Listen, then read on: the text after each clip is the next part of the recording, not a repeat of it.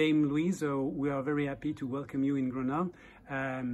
Could you introduce yourself in a few words, please? Well, my name is Louise RICHARDSON. I'm Irish by birth, a political scientist by profession. I was educated in Ireland and in the United States and spent many years as a professor at Harvard University, and then became Vice Chancellor, which I think is the French equivalent of rector, at the University of St Andrews and then the University of Oxford.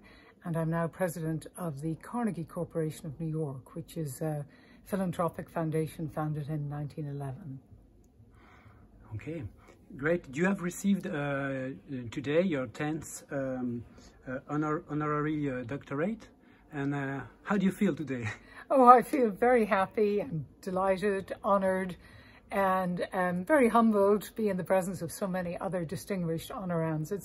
It's really a great occasion in universities where you just celebrate the life of the mind. You celebrate universities. So I feel absolutely delighted to have been honoured in this way.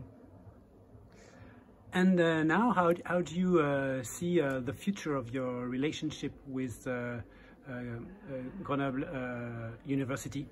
Well, I hope to have a long relationship as a graduate of the university. While I was at Oxford, of course, I was very much aware of the many levels of collaboration between Grenoble and Oxford. Not being there anymore, I may have more distant links, but I very much hope that, for example, with Sciences Po Grenoble, I have many intellectual interests to share, and I look forward to engaging with the academics here in the future. You are an international expert in security and terrorism, and I would like to ask you the following question. Can democracy address these current issues? Well, I'm actually quite concerned about the state of democracy. I think we have taken it for granted for too long, and the last few years have exposed the fragility of democracy in a number of Western countries, not least the United States, but indeed in many others as well. So increasingly what were once extreme politics have become mainstream, and we're seeing a growing polarization within democracies.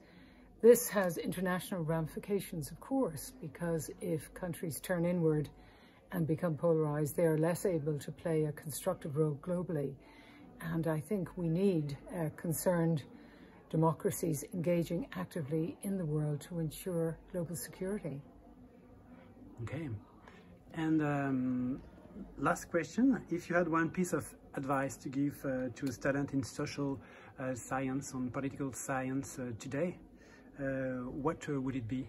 Oh, my advice to young people is to be engaged. Don't be apathetic. I know that you're inheriting a world of many failures, that my generation have failed to address climate change. My generation has wasted the opportunities accorded by the end of the Cold War.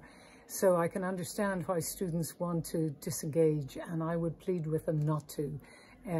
Strengthen our democracy, engage politically, make the place better by being constructive. But don't be apathetic. That's what will ultimately kill democracy. It's apathy. And so I think it's really important, especially for students at Sciences Po who understand politics, that they put their talents to work improving the society we share. Thank you very much.